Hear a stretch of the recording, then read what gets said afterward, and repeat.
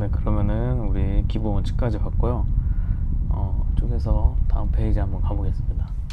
여러분, 요거는 일단 필기를 좀 나중에 하셔도 되고, 물론 지금 해도 돼요. 지금 하는데 일단 이제 드디어 우리 순서 맞추면 선거제도로 한번 가보겠습니다.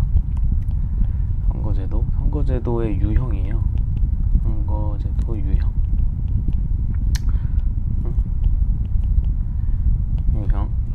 해볼 거고, 일단은 선거제도의 유형을, 선거제도를 이해하기 위해서 이제 선거제도의 요소를 알아야 되거든요. 요게 이제 시험에 제일 많이 나오는 선거구제.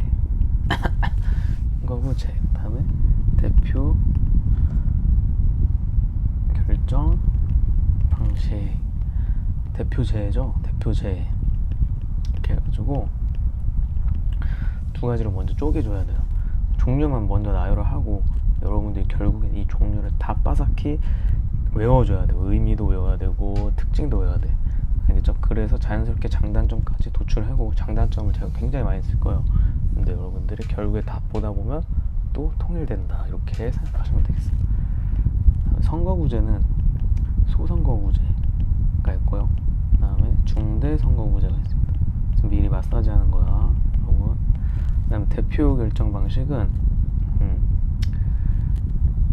세 가지가 있어요. 근데 이것도 사실상 두 개야. 다수대표제, 그 다음에 비례대표제, 이렇게 두 개가 있는데요.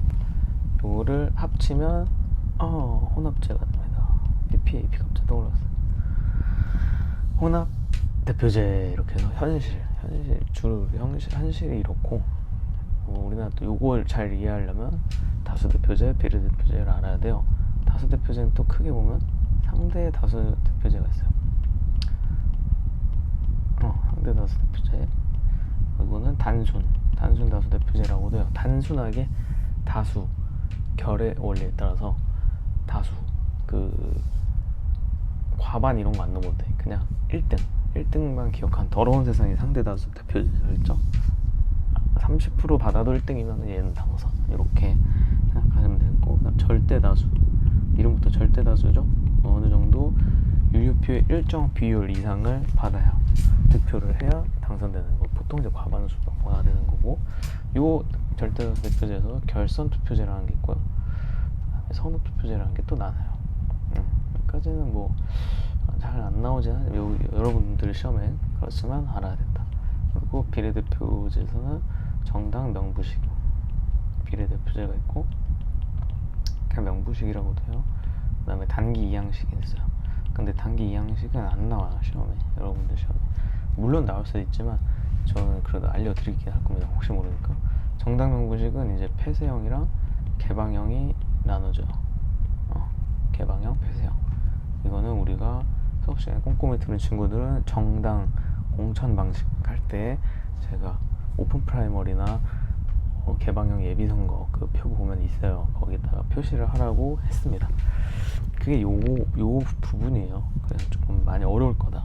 그런데 그냥 제가 지금 형광펜 친 부분만 주의해서 잘 기억해라, 이 소리예요. 일단 여러분들 요 개념 잘 이해를 해야 되고, 소선거구제, 중대선거구제 장단점 알아야 되고, 의미도 알아야 되고, 다수대표제, 비례대표제 크게 먼저 알아두시면 되겠고, 상대다수, 절대다수 알아두고, 정당명부제 저 정도만 알아두면 돼. 사실 다 알아라는 얘기는 요렇게. 그다음에 수능에서는 혼합제를 가지고 이제 단순 병립식, 요거는 이제 정당명부식을 얘기하는 거야. 다수대표제에다가 정당명부식 합친 거. 일본이랑 과거의 우리나라랑 지금의 우리나라도 이유가 있고, 그죠?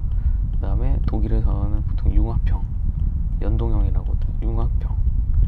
그러니까 지역구랑 비례대표랑 이렇게 합쳐서 독일식 연동형 있고, 우리나라는 준 연동형에 가까운 혼합제다. 그래서 비례대표의 일부만 또 따서 이렇게 하죠. 근데 이번에 22대 총선 때는 그렇게 했나?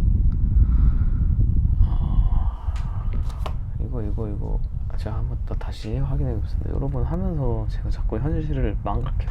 어쨌든 요거는 우리가 이념형이다. 그래서 이 선거구제랑 대표 결정 방식을 잘 이해한 다음에 우리나라 그것도 잘 이해를 해야 되고, 결국에는 비교할 때 여러분 이 선거제도는 KBS에서 또 방송을 했어요. 거기서 이제 교수들이 나와서 얘기하는 그런 것들이 있는데 그 비교 평가할 때 이제 비례성이 가장 대표적인 기준이고요.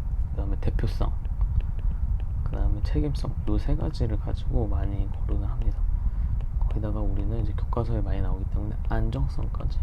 그러니까 이게 성인들도 이걸 몰라서 배운다니까요. 근데 여러분들은 대단한 걸 알고 있는 거죠. 비례성 같은 경우는 단어가 나오면 이제 보통 득표율과 의석률 간의 관계를 물어보는 거고요. 차이가 얼마나 되냐. 차이가 적으면 비례가 높다. 그죠? 차이가 크면 불비례하다. 이렇게 표현을 해요. 그래서 과다대표, 과소대표 요 이제 용어가 막 나올 겁니다. 요거는 다 비례성이랑 관련이 있구나 이렇게 생각하시면 돼요. 득표율과 의석률 차이가 커서 과다대표가 나온다든지 과소대표가 나온다든지, 그죠? 이렇게 아시면 되겠고, 대표성은 말 그대로 이제 민주적 정당성이 얼마나 크냐 이렇게 생각을 하시면 되겠어요. 오케이. 책임성이라는 거는 국민들에서 대응성, 반응성 이런 걸 물어보기 때문에 어떤 선거구제, 소선거구제 어떤 이렇게 장단점을 보면서 제가 또 얘기를 해드리겠습니다. 어쨌든 이렇게 크게 여러분들이 이해를 해놓고 한번 또 살펴볼게요. 첫 번째는 이제 거기서 선거구제입니다. 이제부터 초집중을 하셔야 돼요. 좀 제 말이 졸립더라도 하셔야 돼요. 선거구제 이렇게 생각하세요. 개념은 이 뜻은 뭐냐면 대표를 선출하는 지리적 단위입니다. 지역적 단위 혹은 지리적 단위, 이렇게 생각하셔야 돼요. 그러니까 이게 굉장히 중요한 말인데, 이렇게 보면은 이게 무슨 말이야 하는데, 방식, 대표를 선출하는 방식을 얘기하는 게 아니라요, 이거는 선거구의 크기에 따라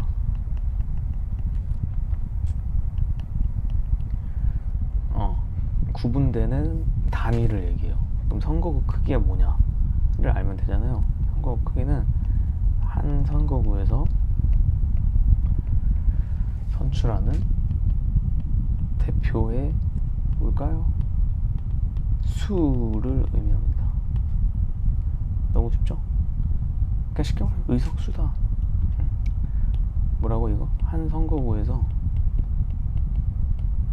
몇 명 뽑니? 이거야. 몇 명 뽑을 거니? 미래의 시제로 쓸게요. 몇 명 뽑을 거니? 요 물음에 따라서 나뉘는 거야. 그러니까 선거구제는 결론은 뭐예요? 의석수를 의미하는 거다. 알겠죠?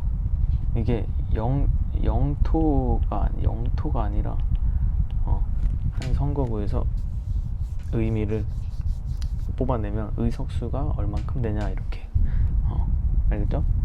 그러니까 이 선거구제를 뭘 선택하냐에 따라서, 이거 소선거구제 아니면 중대선거구제라는 거 있잖아요. 그지? 그럼 뭘 선택하냐에 따라서 정당의 의석수에 영향을 끼치는 거예요. 알겠죠? 그러니까 유권자 한 표가 또 가치가 달라져, 이것 때문에. 그래서 중요한 게 뭐예요? 그래서 중요한 게 선거구 획정 원칙이야. 그러니까 배운다 그랬죠. 선거구 획정 원칙. 선거구를 어떻게 일단 먼저 획정을 할 거냐, 이거부터 알고 종류에 들어가자 이거야. 그러니까 영토는 아닌데 어떻게 그러면 선거구를 구분해서 우리가 볼 거냐. 이거를 좀 어려운 개념인데요, 여러분. 이걸 이해하면 좋아요. 어쨌든 어디에 좋겠지. 천재교과에서 이게 나와. 8년에 한번 교과서를 보세요. 첫 번째는 그 기준이 하나가 선거구를 획정하는 기준이라고 생각하면 돼요. 그 기준이 하나가 이제 인구 대표성을 따져보자 이거예요. 인구 대표성 가장 많이 이제 따지죠. 인구 대표성이 가장 많이 따지는데, 이게 이제 표의 등가성을 실현하는 원칙이기도 해요.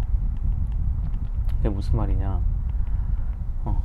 뜻은 이렇게 씁니다. 각 선거구의 유권자 수와 대표자 선출 대표의 수가 비율이 같아야 돼. 각 선거구 간 가급적 같아야 된다 하는 원칙이에요. 그러니까 1대1이면 좋지. 선거구 간, 응? 선거구 간 선거구 간에 가급적 같으면 좋다니까. 근데 이게 문제가 되긴 하죠. 안 같을 수가 있죠. 그래서 우리 판례에서 뭐라고 돼 있냐면, 인구 편차가 가급적 같아야 되지만 허용은 33.3%까지는 허용하겠다, 이 소리. 모르겠죠. 무슨 말인지 모르겠죠. 보세요. 예시를 들면은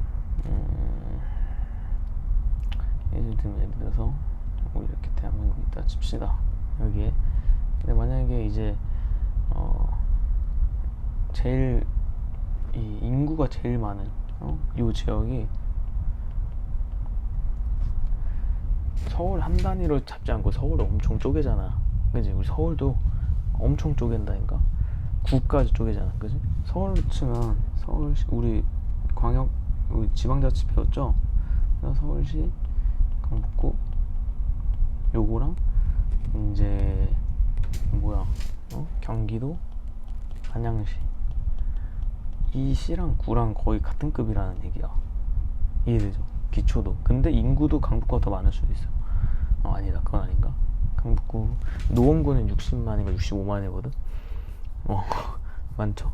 그러니까 어쨌든 그렇게 보면은 이 A 지역이 만약에 이제 150이고 B 지역이 얼마인지 모르겠고, 어쨌든 C 지역, 두두룩해서 C 지역이 얘가 가장 인구가 많은 지역이고 얘가 가장 인구가 적은 지역이라고 합시다. 그러면 이 선거구를 하려면 선거구 C 지역은 적어도 이제 120을 할까? 120은 90이 돼야 돼, 최소.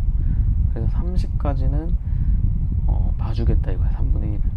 그게 요 수치예요. 여러분 수치는 몰라도 돼요. 이거 그냥 예시를 들기 위해서. 알겠죠? 근데 예를 들어서 A 지역이 150인데 C 지역이 막 50이야. 그럼 3배죠. 이런 건 안 돼. 오케이? 2배까지도 그러니까 좀 안 되고 98 이런 건 돼. 약간 이런 느낌이에요. 알겠죠? 그렇기 때문에 요게, 그럼 봐봐. 여러분 뭐가 문제가 생기는 줄 아세요? 이렇게 되면은 만약에 충청북도 그런 데는 인구가 진짜 적잖아요. 인구가 여기서 막 5만 이렇게 계산 막 6만 이렇게 돼. 그럼 이 사람들은 이 서울은 구 하나 요만큼 점이라면 이 점이랑 이 땅덩어리 요만큼이랑 대등하게 돼. 그럼 어떤 문제가 생기는지 아세요? 그게 바로 니은의 지역 대표성을 확보를 못합니다. 그렇죠. 지역 대표성은 뭐냐면 이 지역만의 괴산 고추인가? 그게 유명해. 음성 고추가 유명하고, 그다음에 괴산이 또 뭐가 유명하더라. 근데 영동 사과? 지리하시는 친구들 알려주세요. 어쨌든 그 지역의 대표적인 그런 공간성, 공간의 성질이라든지, 그다음에 사회성, 이런 것들을 대표하는 게 이제 지역 대표성인데, 요게 이제 소멸될 위기가 크지. 인구 대표성만 강조하면. 왜냐면 얘는 범위가 넓어지잖아. 얘 하나랑 요점 하나랑 똑같은 게 돼버리니까. 이해돼요?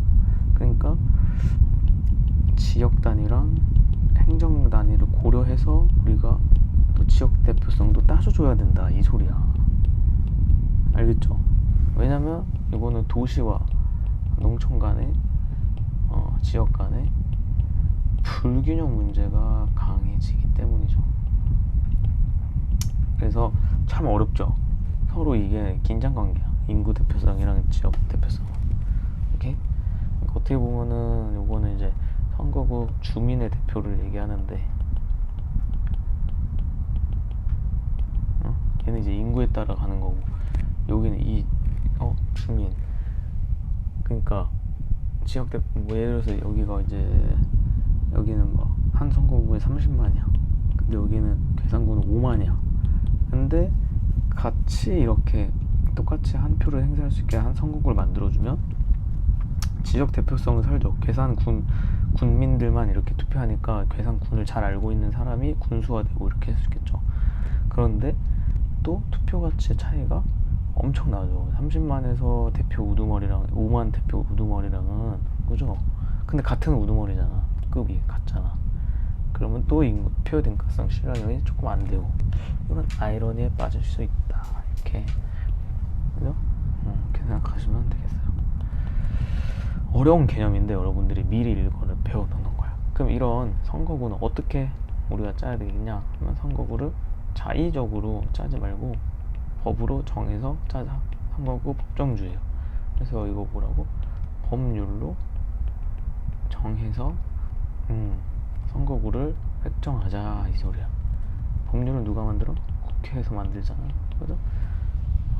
그렇다. 근데 이거는 이제 미국에서 어떤 일이 있었냐면, 게리 맨더링이라는 사건이 있었어요. 말로만 할게요, 여러분. 뜻은 쓸게요. 게리 맨더링의 뜻은 권력에 의한 자의적인, 우리 자의적인 거 많이 배웠죠? 선거구 획정 방식을 얘기해요. 그래서 이 게리라는 놈이 주지사였는데 공화당이었나봐요. 그래서 공화당이 유리하도록 선거구를 획정을 딱 한 거야. 지도를 막 그러는데, 지도 이렇게 미국 땅덩어리면 이렇게 한게, 여기 아무튼 괴물같이 생겼대. 그래서 셀레맨더라는 괴물이래요. 그래서 합쳐서 게리 맨더링. 어쨌든 자의적으로 선거구 획정 마이너스잖아. 그죠? 그거를 이제 어떻게 하자? 법으로 정해서, 국민대표기관인 법으로 정해서 선거구를 하자. 이게 원칙이야. 선거 획정 원칙. 알겠죠? 선거구 법정주의도 그러면 공정한 선거를 위함이죠. 그렇죠.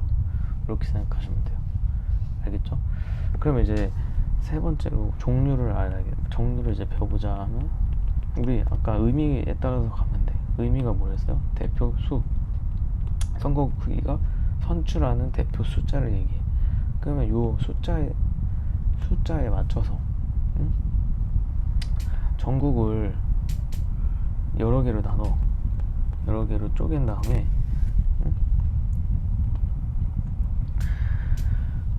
소선거구제랑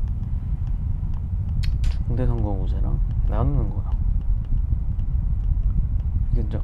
소선거구제는 한 명만 뽑을 때, 한 명의 대표자 선출을 소선거구제라고 해요. 한 명이 포인트야. 오케이?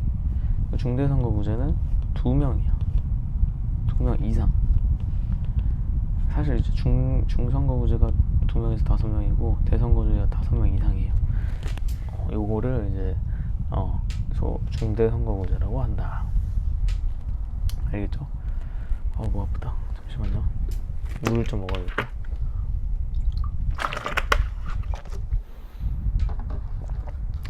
여러분, 제가 이 선거구 획정 요거를 계속 왔는데, 우리가 지역구 선거구표거든요. 25. 요건 다 배우고 한번 볼게요. 알겠죠? 실제를 갖고 왔어. 어쨌든 자료에도 올릴게요. 우리 소선거구제는 아까 우리가 대표 결정 방식 같이 봤잖아요. 선거구제랑 요거처럼 선거구제에서, 소선거구제에서 이게 보통 뭐랑 결합되냐면, 대표자 결정 방식이랑 결합될 때 다수대표제랑 결합이 많이 돼요. 일단은 써두세요, 여러분. 그러니까 다수대표제의 특징도 소선거구제랑 굉장히 유사하다, 이렇게 생각해서 외우시면 되겠어요. 오케이? 그럼 반대로 이 중대선거구제는 보통 비례대표랑 결합이 돼요. 크게 내가 2가지 외우라 했잖아. 그죠? 그래서 이렇게 일단은 생각을 해 두시고, 특징을 볼게요. 하나씩 특징을 볼 건데, 좀 내려볼게요. 또 원성이 자자할 것 같지만 어쩔 수 없죠. 저는 안 들리죠? 순기능이네. 안 들리는 게. 혼자 떠들어서 재미는 없지만 이런 것도 좋아. 여러분, 제가 선거구제는 지역적 단위라고 그랬어요. 지역적 단위. 그죠? 선거구 크기에 따라 우리가 대표자 수에 따라서 뽑는 지역적 단위예요. 대표를 선출하는 지역적 단위. 이 지역적 단위가 한 명을 뽑기 때문에 그죠? 비교적 좁다. 이런 특징이 있어. 비교적 좁아. 좁아서 여기서 나오는 장점이 있죠. 장점. 처음에 뭐예요? 유권자의 후보를 파악하기가 아주 유용하다. 그러니까 유권자가 의라고 하면 여러분들이 잘 못 알아먹더라고, 주체인 거를. 그래서 유권자 걸어볼게요. 유권자가 후보자를 파악하는데 용이하다. 쉽다 이거야. 왜? 가깝잖아. 지역적 단위가 좁아. 이렇게 있으니까 내가 여기서 한 명 딱 뽑으면 돼. 그러니까 누가 나왔는지 쉽단 말이야. 즉 또 지역 대표성이 잘 보장되죠. 한 명을 뽑으니까. 오케이? 그리고 한 명만 딱 뽑으면 되잖아. 선거 관리도 용이하다. 이거는 사실 그 다수대표제랑도 연관이 있어요. 그러니까 항상 이제 나올 건데, 선거 관리가 용이하다라는 얘기는 비용이 싸다, 이렇게도 생각하시면 되겠어요. 알겠죠? 그럼 이제 후보자 파악이 용이하기 때문에 생기는 또 다른 그게 있는데, 이게 뭔지 아세요? 주요 정당의 후보자가 당선할 가능성이 높아요. 왜 그럴까? 주요 정당이라고 하면 이제 거대 정당 얘기하는 거예요. 거대 정당. 후보자를 이게 한 명만 뽑아야 되니까, 한 명만 뽑으려면은 후보 중 한 명만 선택해야 되니까, 가장 이제 딱 그런 거 많이 하는, 홍보도 많이 하고, 딱 그게 거대 정당이거든요. 딱 알아보는 거, 그죠? 그래서 이건 또 양당제랑도 결합을 하게 돼요. 아주 좋죠. 그러니까 후보자를 파악하기가 딱 주요 정당 후보자만 눈에 딱 들어오기 때문에 얘를 뽑아야겠다, 사표가 덜 발생하겠다, 이렇게 생각하거든. 그렇기 때문에 또 양당제가 되는 그런 효과까지 있어요. 그래서 주요 정당의 후보자가 당선될 가능성이 높다. 소선거구에서. 근데 또 뭐가 있냐면 책임 소재도 명확하지. 한 명 뽑으니까 실패하면 개탓, 잘해도 개탓, 이렇게. 이게 이제 일반적인, 사실 이렇게 배우는 거는 저는 좋다고 생각하진 않지만, 그래도 일반적으로 이렇게 나눠볼 수 있고요. 나쁜 점은 또 많죠. 제일 나쁜 점은 뭐예요? 사표 발생이 아주 심하죠. 여러분 이미 알잖아요. 우리 만약 한 명만 뽑았을 때 단점, 만약 3명이 나왔는데 이런 경우 40%, 한 명이 A가 40% 받고 B가, 여기서 대표자는 내가 말했죠. 국회의원도 되고 대통령도 되고 시장도 되고 다 되는 거야. 대표자를 말하는 거야. 그러니까 일반적으로 생각하셔야 돼요. B는 30%, C는 막 25% 등등등 이렇게 됐어. 근데 이제 얘가 당선됐잖아. 그럼 얘 55%는 뭐야? 다 사표야, 죽음표야, 당선에 기여하지 못한 표예요. 되게 크죠? 사표 발생 용이하죠. 이걸 또 뭐라 그래? 불비례성이 커진다고. 불비례성이 커져. 그죠? 그러니까 이제 물론 비례성 얘기하면 여러분들은 정당의 득표율과 의석률 간 차이를 의미한다 했죠? 이게 차이가 엄청 커진다고. 당연히 그럴 수밖에 없지. A도 A당이 있을 거고 B는 B에 맞는 당이 있으니까, 그죠? 이거는 똑같아. 사표 발생이 용이한 거는 뭐랑 똑같냐면, 이건 당연히 한 명만 뽑으니까 발생하고, 이것도 한 명만 뽑기 때문에 주요 정당 후보자가 당선하는. 그러니까 요 양당 장단점이 있다는 점 알아야 된다는 거고, 다수대표제도 같은 특징이니까 꼭 알아두셔야 돼요. 오케이? 그리고 지금 말했지만 주요 정당에만 유리하다고 했잖아요. 주요 정당에만 유리하기 때문에, 이거 다른 말로 거대 정당에 유리하기 때문에 뭐다? 소수 의사가 반영되기가 어렵다. 정치에 반영되기가 어렵다. 이런 표현을 쓸 수도 있겠죠. 소수, 그럼 뭐예요? 군소 정당, 이렇게 하셔야겠죠. 이러면 진짜 교과서에 나온 것들은 다 정리해 놓은 거야. 그리고 이게 실제로 많이 나온다. 빨간 펜을 쓴 거는 시험 선제 너무 많이 나오기 때문에 선거에 여러분 다 아셔야 돼요. 이 특징도 자연스럽게 다 기억 나게끔 계속해서 보세요. 알겠죠? 좋아요. 그럼 반대로 2명, 이 중대선거구제는 뭐예요? 지역적 단위가 비교적 이 땡땡 위랑 비교해보면 뭐라는 거야? 넓어.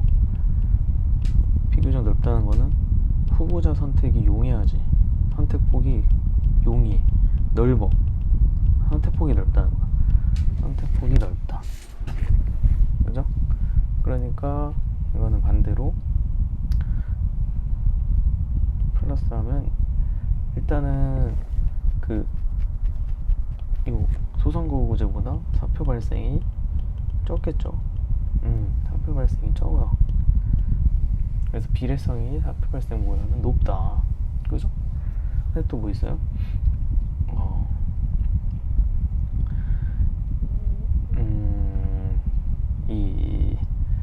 요거는 저거랑 같이 하면 좋은데, 봐봐. 이 소선거구제는 주요 정당의 후보자를 거대 정당 애들이 당선 가능성이 높다고 했어. 이제 정당의 후보자가 유리했단 말이야. 그런데 요 중대선거구제는 그거보다는 전국적으로, 전국 단위로, 이건 비례대표랑도 연관이 있어요. 전국적으로 지역 명망가라고 하거든.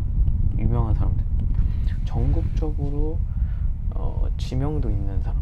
지역 명망가는 아니다. 죄송해요. 지역 명망가는 위에 놈들이 지역 명망가고, 이건 전국적으로 지명도 있는 사람. 그러니까 인지도 있는 사람에게 유리하다 이거야. 지명도가 있는 후보자에게 유리하다. 알겠죠? 왜냐하면 그 지역의 유지가 아니더라도 한 선거구에 이렇게 똑같이 한 선거구에 3명 뽑는다 그러면 10%, 25%, 그다음에 15% 이렇게 뽑았다 했을 때 얘네 다당선이거든요. 3명이. 근데 얘는 지역 유지라는 말이 이제 우두머리, 지역에 아주 유명한 사람. 근데 이 사람은 전국적으로 이제 내가 이 여기를 좀 해보겠다 해서 TV에 많이 나오고 아주 유명한 사람이야. 근데 25%나 받았어. 근데 옛날 이 소선거구였으면 탈락이거든요. 근데 붙은 거지. 전국적으로 유명한 사람들도 붙을 수 있다. 이렇게 생각하면 되겠어요. 그죠? 쉽죠? 또 하나, 요거랑 같이 발생되는 게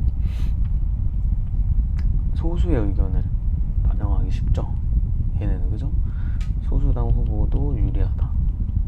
군소정당이죠? 새로운, 이거 비슷해. 새로운 인물이 의회에 진출하기 편하다. 이렇게 생각할 수 있겠죠. 그러니까 이거는 다양한 의사를 반영할 수 있다. 반대로, 그죠? 그런데 마이너스도 있겠죠. 단점은 뭘까요? 첫 번째, 일단 쉬운 거, 지역 대표성이 또 약하겠고, 그죠? 지역 대표성이 약하겠고, 그건 안 쓸게요. 후보자 파악도 어렵겠죠. 그죠? 쓸까요? 아니, 후보자 파악도 어렵고, 그죠? 전국에서도 나오니까. 그 다음에 선거 비용도 많이 들죠. 그죠? 그리고 책임 소재도 불명확하고. 왜냐면 군소정당이 막 들어오니까 이거는 다 우리 그거야. 일장일단이 있는 거야. 그런데 여러분 또 하나 있죠. 굉장히 중요한 단점 중 하나가 한 선거구 내에서